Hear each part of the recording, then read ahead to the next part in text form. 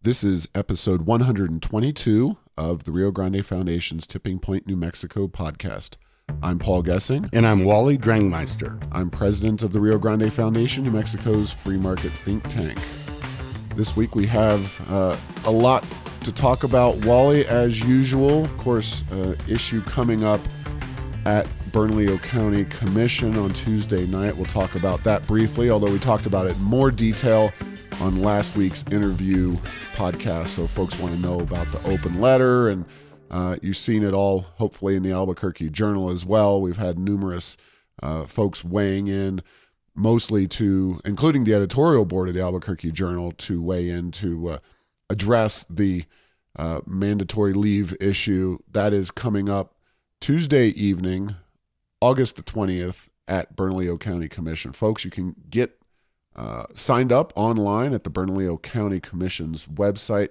It's a lot easier than having to just show up and stick your name on a list. So it's a good system, something Bernalillo County does right. Hopefully they don't do something wrong and impose a costly and very poorly worded and written, poorly thought out mandate to provide essentially what amounts to vacation time for employees.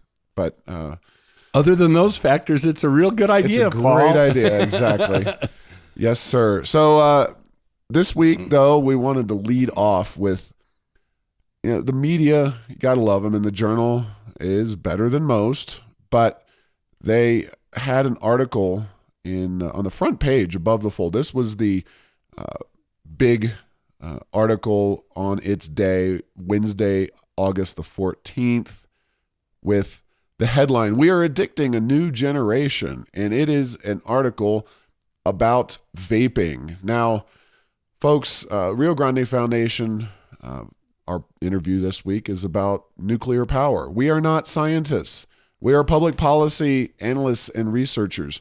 We also spend a fair amount of time deconstructing what the media has to say about issues. Now, the scientists that have studied it look at the issue of vaping, and they shouldn't look at it just in a vacuum. They should look at it in comparison with comparable technologies, i.e. cigarette smoke. And it doesn't take a rocket scientist or a cancer scientist in this issue to know that cigarettes are one of the leading killers in the United States, around the globe. People have died for many, many years from smoking cigarettes on a regular basis. Inhaling that harsh smoke is not good for you. That does not mean that vaping does not have any issues. It has some challenges. Sometimes there's issues with the technology that involves, they've had problems where the vape technology's exploded. There's unknown chemicals in it. But overall, study after study says vaping is far safer than cigarette smoking. So when this film producer, of all people, starts working in New Mexico high schools, specifically Albuquerque high schools, Next Gen Academy Magnet School in Albuquerque, and a couple other schools, and this individual, this filmmaker, is saying that vaping is more detrimental than being addicted to cigarettes. And he used that very specifically. And I thought, wow, more detrimental than being addicted to cigarettes. Got some science there to back that statement up.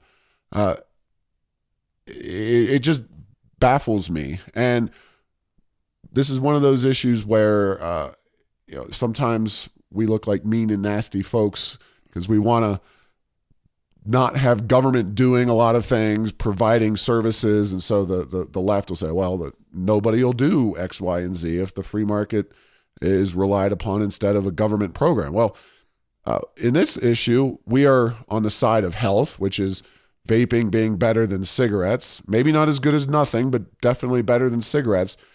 Cigarette smoking racking up billions of dollars worth of cost to the health systems, lost parental time with children. I mean, you could go on and on the impact of cigarette smoking on children, on other people. It is a huge issue. And yet vaping is the target of so many bad policies, and in this case, a scare documentary covered without any real credulity on the front pages of New Mexico's largest newspaper.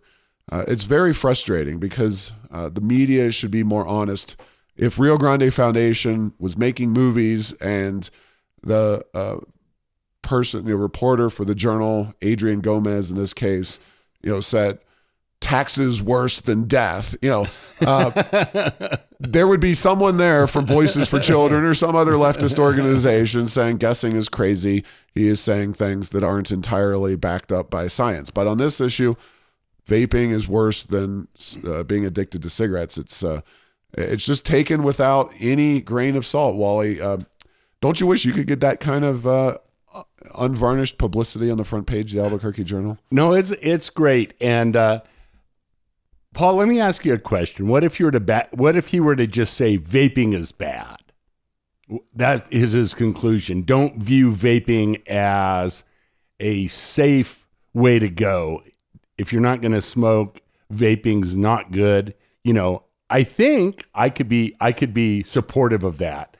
But when one of the things that we have, and particularly in this social media culture, and this strikes me as a social media, it's like that statement almost is like a tweet. That's a campaign. We're going to build this whole campaign around, is that that's not controversial enough. So now we have to it's worse than this. Right. It's like eating French fries is worse than smoking 4 packs of cigarettes a day. I mean, we've seen headlines like that. So.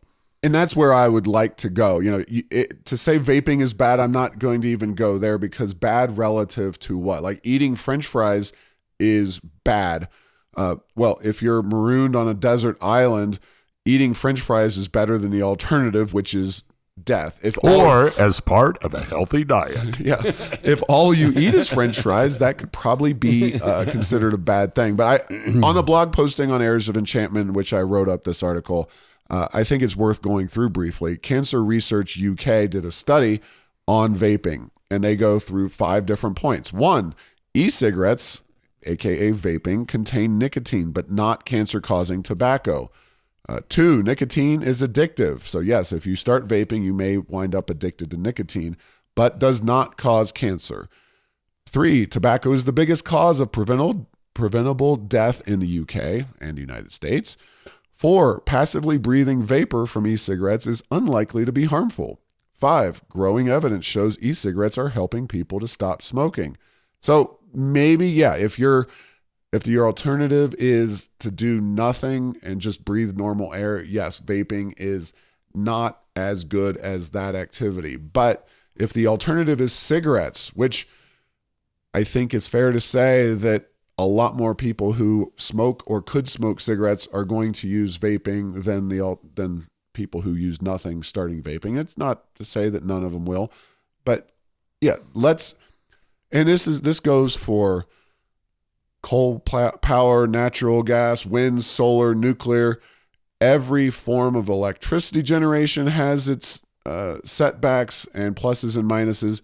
Everything you put in your body has its pluses and minuses. And some more realistic, I think, reporting of the pluses and minuses of everything that goes on in our society and everything we're doing to our own bodies and our lives and our economy needs to have some kind of exploration of those pluses and minuses. I couldn't agree more. Thank you, Wally. I knew I wasn't going to get too much opposition on that. So, the big news this week in New Mexico was Spaceport America. The final, it's been the final for a very long time, but really, supposedly we are getting close to launching people into space from the spaceport after just 10 short years of the facility being open and people waiting. Finally, their main airplane, if you will, their main jet has made its way to Spaceport America. So they have the mothership, if you will, has flown to the spaceport and is going to be residing there, which is an accomplishment. I think more interestingly enough, and Wally, I don't know if you've seen some of the pictures of the hangar there at Spaceport America. Again, it's a little bit of cart before the horse here, because we're not even close to having manned space launches, but they have the bar in the front name. They've got the furniture. You can go in and read and see all these amazing pictures. It looks like a lovely lounge. It says that they are operationally ready for space tourism. And is this finally going to happen? And we need to have a bet, I think, Wally. When does the spaceport see its first successful tourist paid flight launch out of that facility? Well, let me give you my thoughts. So it's inevitable it will happen. But then again, so is the collapse of the universe in 30 billion years. So that maybe doesn't provide a lot of guidance. There have always been delays. I am going to say 4th of July, 2020. Okay. 2020. All right. I am going to be less optimistic, not surprisingly, and say that we will be April Fool's Day 2021. So 2 holidays that are very meaningful to all New Mexicans, Independence Day and April Fool's Day. Okay. There you go. All right. We'll have to mark those down. And, we will mark those down, and we'll do some sort of a picture with the victor lauding it over the loser in this little friendly bet. Yeah. And by the way, they have to get them up and down. This is not a one-way ticket. And you know what? And all kidding aside, yes, if there is a failed flight, all bets are off, because you can't be, it's inappropriate at that point. Yes. Oh my goodness. I hadn't even thought of that, but good point. Well, although the benefit is that I believe Justin Bieber is one of the people that has signed a flight. So if we lost the Biebs, there could be worse things. But folks will be staying at the Hotel Encanto in Las Cruces, which is a short 55-minute jaunt down the road. I'm sure that'll be thrilling. It'll be interesting to see. We're still a long way to go, and it's kind of like somebody on Christmas morning, a parent doing a little bit of a burlesque show with their gift. I'm going to peel this ribbon off, but it's tied behind all kinds of major, string and, packaged in 10 layers of wrapping paper. And we've been waiting for this to actually take off, literally and figuratively. The Los Angeles Times, I'm looking at their article on this from, let's see, it's Virgin Galactic unveils its new space base, but no flights yet. That's from August the 16th. And there's lovely photos of the coffee bar and various other things that they have set up for the comfort of people who will be flying out of the spaceport. Everything is ready to go except the actual flights. So we'll see. My analogy before we leave this topic is back to Christmas, as we've gotten this cool toy. Just the batteries weren't included and all the stores are closed, and we're not sure when the batteries are going to arrive. So hope this, we've invested a lot of money. Man, the people of Doña Ana and Sierra County have taxed themselves for this project. It would be nice if something happens positive other than just the giant sucking sound of money. And we will see when that happens. I think I've mentioned on the podcast before, a colleague and I have a bet whether there would ever be a flight here. And so the bet was in the form of would there be a drag race on the strip or a space launch first. And so that one has some money riding on it. So it's not appropriate to talk about on the podcast, but I do like our bet. And we'll see 2020, 2021 or beyond. Wait, stand by and we'll see. Yeah, the Gaia Lounge, one of the very exciting architectural items. And I think everybody who's been there has said that the facility itself is lovely. Of course, that is the main concern of the Rio Grande Foundation, is the amount of taxing that local governments have had to do, and the fact that the state of New Mexico has put up, at this point, it's closer to $250 million because of all the expansions, the runway, the new hangars. All these issues have arisen, and we're still waiting. Hopefully we're closer than we have been, but time marches on, and we'll see who is right and who is wrong on that one. Wally, kind of more broad economic news now at this point for New Mexico. Some good, some bad. Certainly when it comes to the revenue flowing into the state, these are amazing times indeed, as reported by the Albuquerque Journal on Friday, the 16th. New Mexico's coffers flush with cash from oil boom. It's like an evergreen story there these days. You could just say New Mexico continues to see more and more money pour into its coffers, its overall economy. State revenues up $273 million above projected levels through April. And that's saying something, because they've been projecting pretty healthy increases. The state is now on track to collect an unprecedented $7.8 billion in the budget year that ended June 30th. And we're just going to see more and more money flowing in. $1.3 billion budget surplus was expected. It's going to be even larger than that. Third largest oil producing state. We're just, it's unbelievable the amount of money flowing in here. And we're going to see what happens.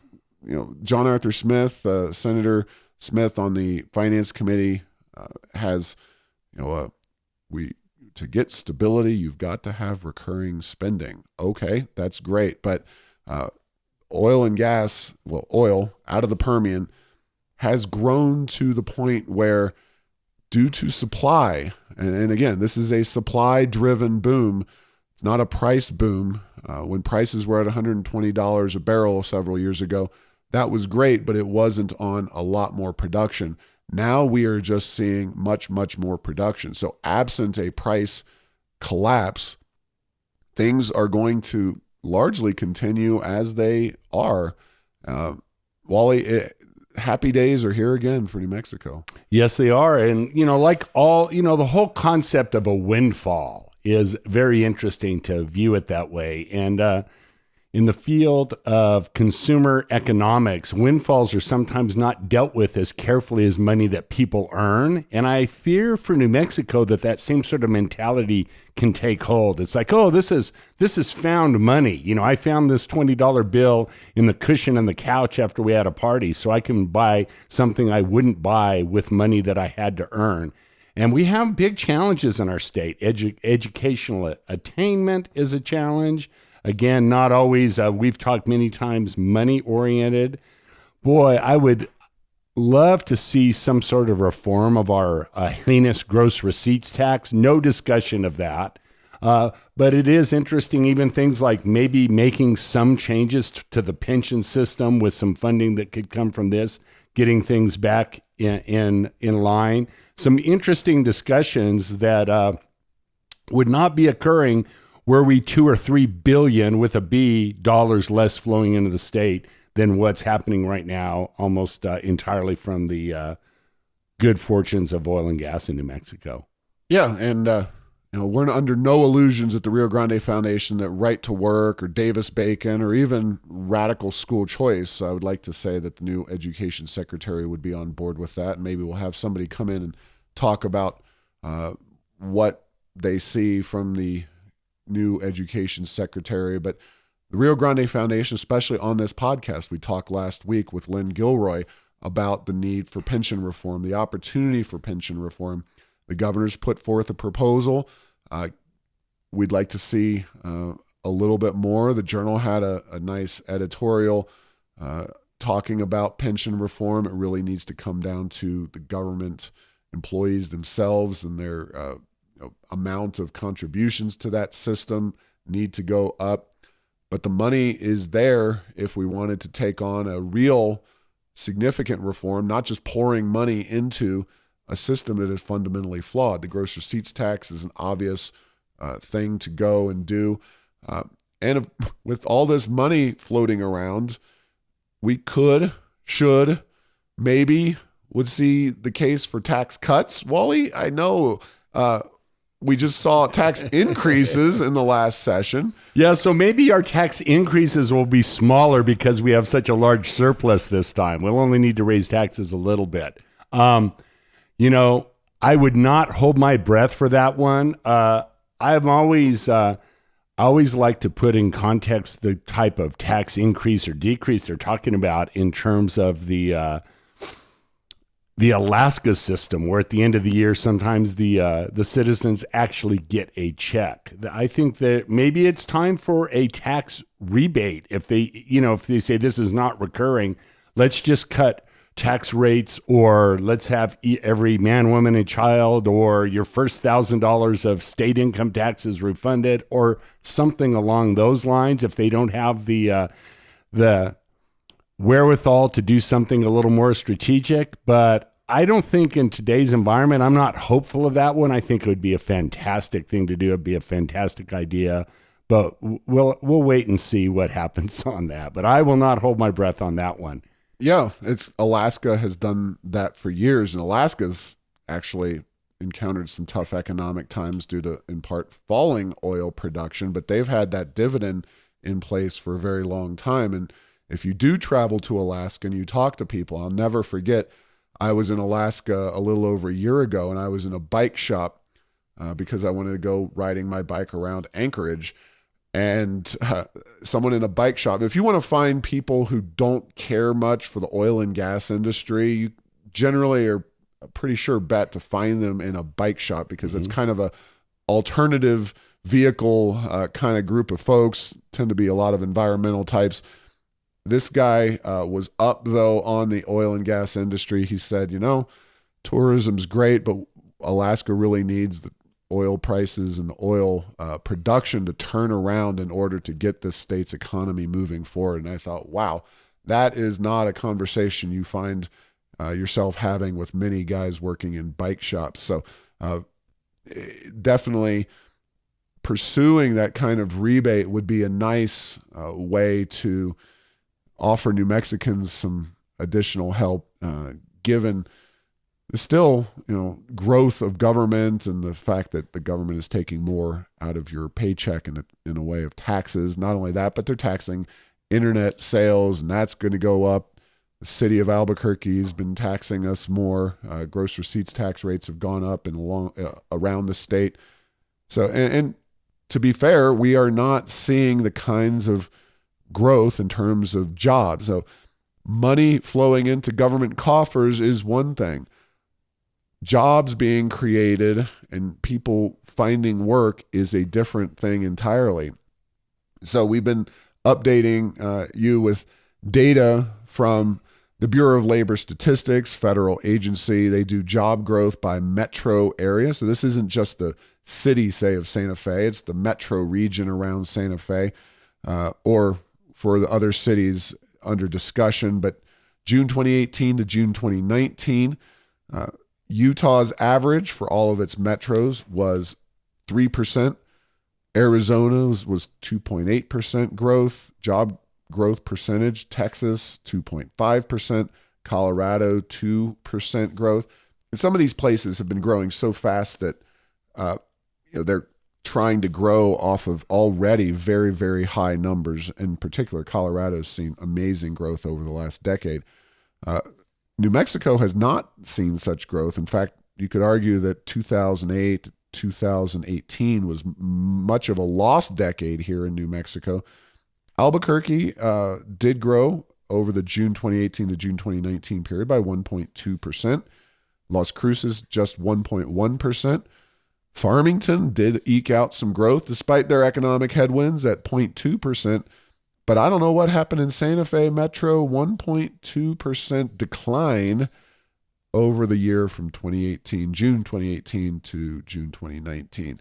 It's a number we're going to keep reporting every few months because it is interesting to watch what's happening in our various metro areas. But of course, it's also interesting to see how our neighboring states are going in terms of job growth. So, maybe that some of those billions of dollars that we're seeing sucked into New Mexico's economy could be used to find ways to create more jobs, and certainly think tax reform, certainly think pension reform, maybe even some reforms to, say, the vocational educational system, give some opportunities to people who might not otherwise be in the New Mexico economy. Those might be some starting points. Yeah, and then when you look at those lists of the ones that are in the barely growing, and we'll leave Farmington out of it because they've had a lot of issues with a huge base industry, is Albuquerque, Santa Fe, Las Cruces. They've had some, largely anti-growth, unbusiness-friendly, damaging policies in place for quite a while, and they're having the impact that you would expect. A place like Santa Fe to actually, almost no growth at all, or did they, it was one of those, when it's a fantastic location, but the community there is very against economic growth, a lot of it. There's a lot of the last person in the door has closed it, and we don't want anyone else to come in. And then the thing that we do face is that New Mexico politicians from both sides of the aisle, when they are in power, are very fond of patting themselves on the back about how business friendly New Mexico is. But you've had guests on the show, and we've talked on the podcast before that the data and what we hear from a lot of the professionals that work around the country is it isn't necessarily so. And so, those are things to look at that money necessarily won't solve. A big budget deficit, if you have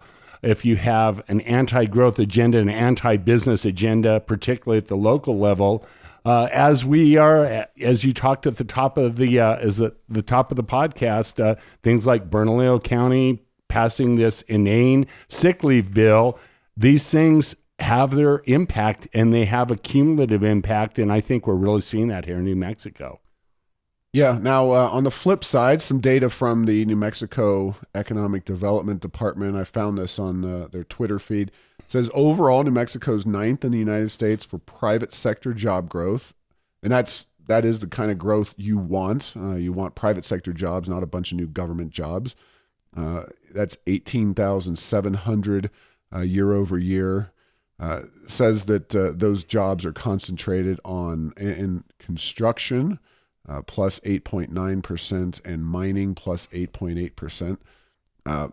Mining is oil and gas. Yes, I mean, there is some gas. hard rock mining in there, but it's driven. That is oil and gas. That's what that number is driven by. And I would also say that a lot of those construction jobs are driven also by oil and gas. Yes, you have home building and people moving and having houses built, but there's also around our state, around our city, a lot of those construction jobs are building roads and schools, et cetera. That's also money taken out of the oil and gas. Leisure is up 6.8%. That's mostly tourism. I'm sure some restaurants are getting their fair share of that one as well. But also, if you look at Southeast New Mexico, their hotels are full because of oil and gas. And is that true? I mean, they're full, so it's not taken away from the accuracy of that number. But the underlying driver may be in certain parts of the state, not that people are coming here to stay in our motel rooms and eat in our restaurants to see the sights, but it could be driven by other industrial causes. And I do think there's a bit of distortion in that number as well. And again, all coming back to a theme that is starting to pervade this episode is oil and gas is driving a lot of things in New Mexico. And that's true that, just because somebody's staying in a hotel room doesn't mean they're actually here vacationing. In fact, I have heard from more than one person that it's very difficult these days to visit Carlsbad Caverns because the oil and gas people are taking up so much hotel space and driving up the cost $300, $400 a night. It makes things very challenging.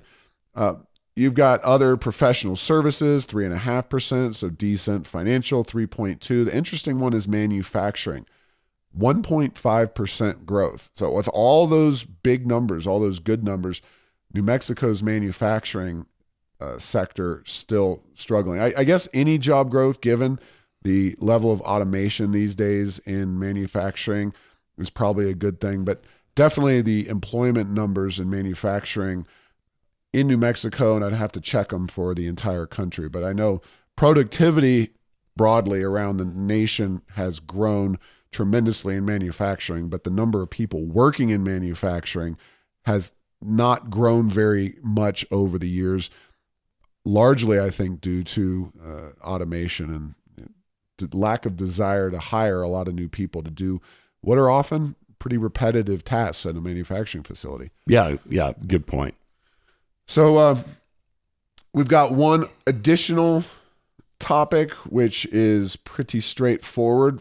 We are friendly as a podcast, as an institution here at the Rio Grande Foundation with the Estancia Valley Classical Academy. That is a classical-oriented charter school in the East Mountains, as might be derived from the name Estancia Valley Classical Academy. It's in Moriarty, and I was asked to relay this message. This is a charter school. It's one of the best performing charter schools in the state. It's got a classical curriculum where you're reading original texts, the students are, and it's very strongly orientated towards the views of classical liberalism, individual liberty, personal responsibility, public policies that reflect that, all within a charter school, which is free and open to the public. And school has already begun for the year for my children as well as most around New Mexico.